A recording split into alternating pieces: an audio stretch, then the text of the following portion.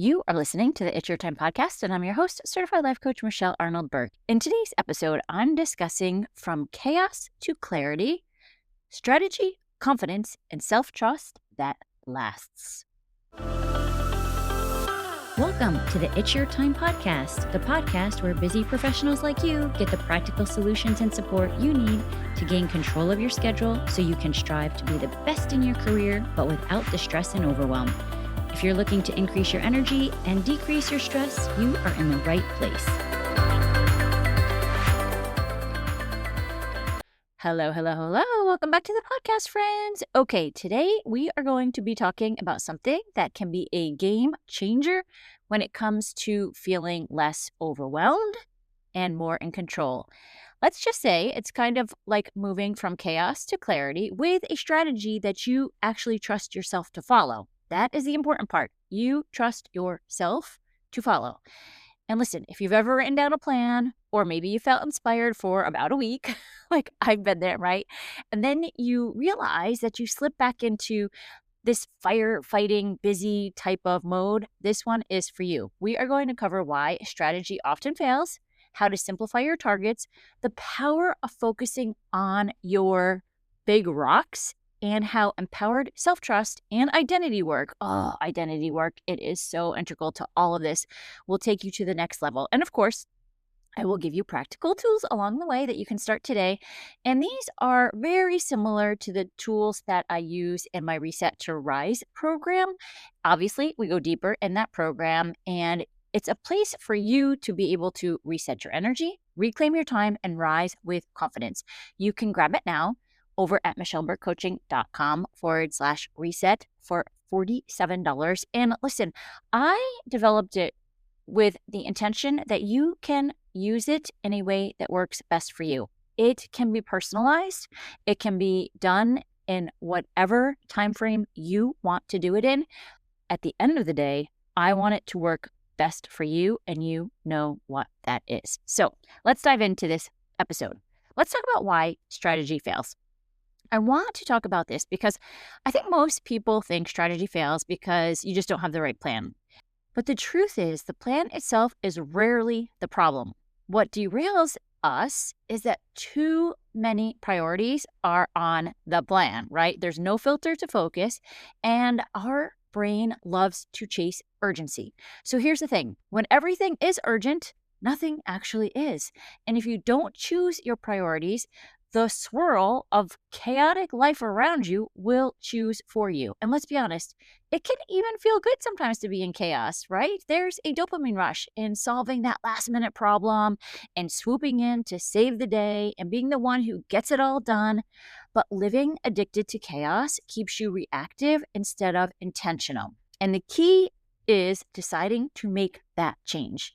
It is everything. And listen, you know, I always talk about spirals of growth. I see where I have made this change in so many areas and on so many days. And, you know, I always talk about the power of and. I also slip back into it myself. The key, again, is deciding to make the change, being aware of it, and continuing on. No one else can do that for you. It's always in your power to choose another way. And let's talk about the importance of simplifying the targets. We think there is a right answer, and we stall because we're afraid of choosing the wrong one. But here's the truth. You don't know if it's right until you move, until you actually do something, right? You get to decide it's right by committing, by learning along the way, and pivoting if needed. So don't wait for perfect clarity. Pick, act, adjust.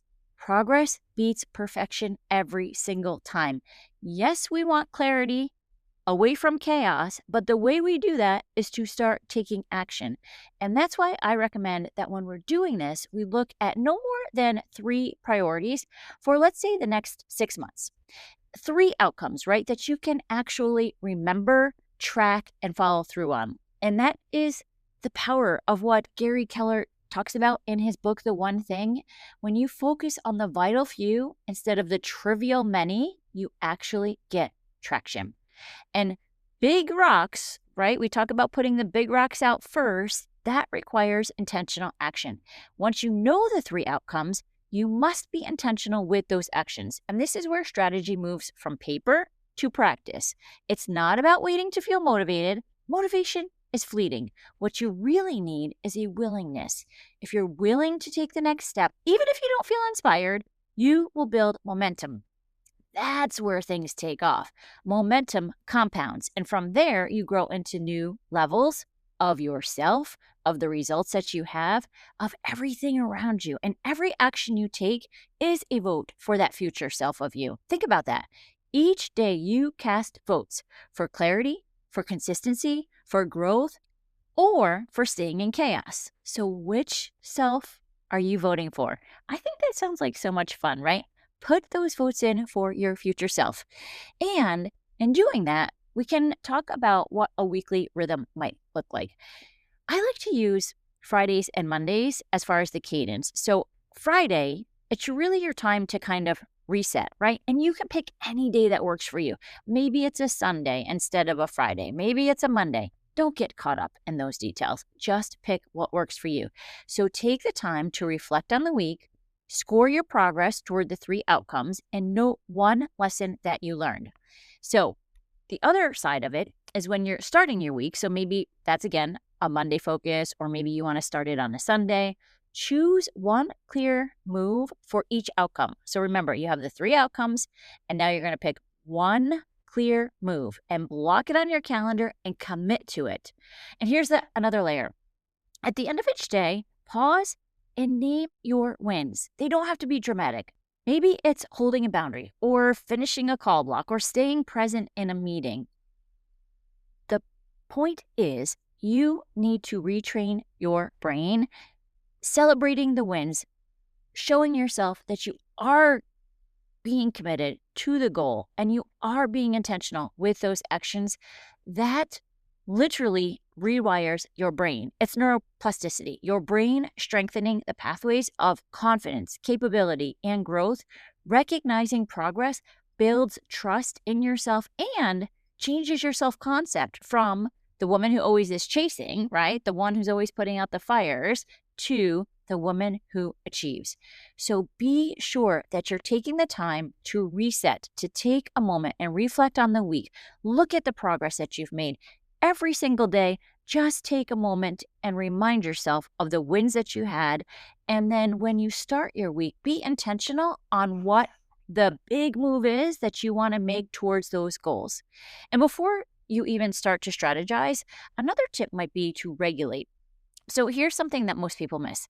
You can plan and you can have all of the greatest intentions, but if your nervous system is not regulated, it's highly unlikely that you will have the best outcome. When you're stressed, the problem-solving part of your brain, your prefrontal cortex, literally goes offline. That's a very important part, right? We want that part online. And sometimes what it means is that you're feeling like you're running and running and running, but you're never creating. You know what I'm talking about? I for sure have felt that, right? I feel like I'm doing everything, but where is it? So before you strategize, pause for 90 seconds. Inhale slowly through your nose for a count of 6. Hold for 2, and then exhale for 6. And you can just simply repeat this 4 times. This tells your body, I'm safe. And when you feel safe, your brain opens up to creativity and strategy, and there's so much more that is possible. I am not asking you to sit and meditate for half an hour, 90 seconds, right? Inhale through your nose, count of 6, hold for 2, exhale for 6. It will give you so much more clarity, and it really helps you to step into more of that self-trust, knowing that you're safe, knowing that you're making the right decisions, celebrating your wins. And this is one of the key pillars in the program, empowered self-trust. It's not just about hitting goals. Listen, we all love to hit goals, but it's about who you are becoming. That is the important part. We have all of these things out in the world that tell us, right? When I get promoted, I will feel this. When I get the relationship, I will feel this. No. No. You feel it now. You create your feelings. Putting the goals out, great. We all want to achieve goals. That is not what the most important part is. It's who you are becoming. To grow, You often have to let go of identities that no longer serve you. That can sometimes feel so uncomfortable. Remember, our brain likes to work on a motivational triad where we avoid pain, seek pleasure, and remain as comfortable as possible. Our brain does not like change. So when you're literally changing your identity, you're letting go of old identities to embrace a new one, it can feel so uncomfortable. So maybe it's an identity of being the hustler or the people pleaser or the perfectionist or the one that always saves the day. Those identities kept you safe in the past, right? Like they're all good. We are not saying that any of our past identities, nothing is negative about any of this. It was exactly who we needed to be at that time in that season of our life. But now we are entering into a new spiral of growth, into a new season, right? So when we look at the identities that kept us safe, they also keep us stuck. So empowered self-trust is about stepping into a new identity. The leader who focuses, the woman who protects her energy, the person who follows through. Your habits and your systems are not neutral. They are all votes for your future self. So when you keep promises, when you build systems that support you, you are casting votes for the identity you want to step into. That's how real change happens. It's not willpower. It's not motivation. It's casting votes day after day until your brain fully believes this is who I am now. And one of the most powerful practices here is actually using subtraction, right? What I'm talking about is a stop list. We're used to adding. We add new goals, new requests, new initiatives, new things from everybody else. Rarely do we stop. But your focus depends just as much on what you say no to. So I want you to take a stop list. 3 things that you will stop doing for the next 30 days. It could be that you stop saying yes without checking your priorities. It could be that you stop moving your most important block to squeeze in the admin work. It could be that you stop volunteering for every side project. Each stop frees bandwidth. And that bandwidth is what fuels your real results. So often, we're afraid of what we might miss out on if we don't say yes to everything. What I want you to consider is that when you say no, when you stop saying yes to everything, that allows you to really look at what is important and what do you want to say yes to. Not what do you feel like you have to, not what do you think you will feel guilty, right, if you don't say yes. None of that. What do you want to say yes to? And here are maybe 5 just little micro practices that you can start implementing as you're doing this. Put those 3 priorities somewhere that you can see them. So maybe it's on your phone. Maybe it's a little Post-it note. Remind yourself what they are, because so often, right, our brain, again, wants to go back to what we know is comfortable, what is easy, and we slip back into old habits. So you have to keep the priorities top of mind. Again, 1 deep breath, maybe even at every doorway that you walk through, just to start practicing breathing with intention. And you cannot tell me that you do not have time, because we all breathe. What I am suggesting is that you breathe with intention, and it is amazing. Even when you're feeling tired, or maybe, oh my gosh, especially as I'm getting older, I feel like my brain fog is all over the place sometimes. Breathing with intention down to your belly, up into your crown, and releasing can bring more clarity and more energy. It is amazing. And then listen, if you move a calendar block twice, have a conversation. Don't just keep shifting it, or do yourself a solid and look at, is this really important? If I keep moving it, is it really that important? Sometimes I'll find that once I start moving something, kicking it down the, what do you say? Kicking the can down the way, whatever that is. I take a look and I think, is this really important? Like, why haven't I done that? So just get clear with yourself. Be honest.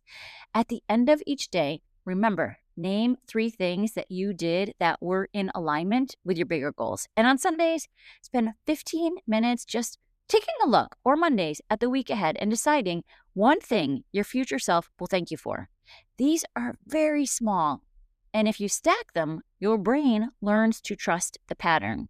And James Clear talks about the importance of habit stacking in his book, Atomic Habits. So I would even recommend that book. It's so good. Okay, let's bring it all together here. Here's the roadmap. Strategy fails when you chase too many priorities or live addicted to chaos.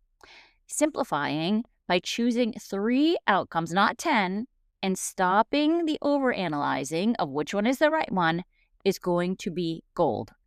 Once you know your big rocks, be intentional with your actions. Don't wait for motivation. Just be willing. And as you step into that willingness, as you take action, I promise you will build momentum. And before you plan, so your brain is in the best state, remember to regulate your nervous system. You can anchor yourself with a weekly rhythm and daily recognition of wins. I know I keep repeating that. That's how we learn. I want you to do the same. I want you to recognize your wins consistently and protect your focus with the stop list and the micro practices that I talked about.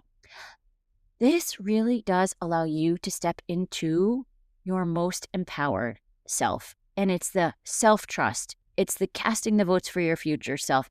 It's the changing of your identity.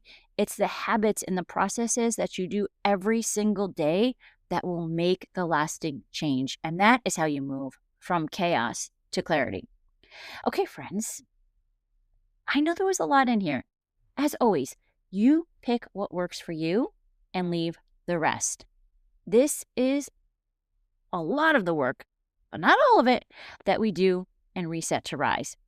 So remember, this program is so designed for you to have the transformation that you need most in the most efficient manner. So head over to michelleburkecoaching.com/reset and you can get started there. Okay, friends, that's what I have for you today. Let's meet back here next week. But for now, make it a great day. Take care.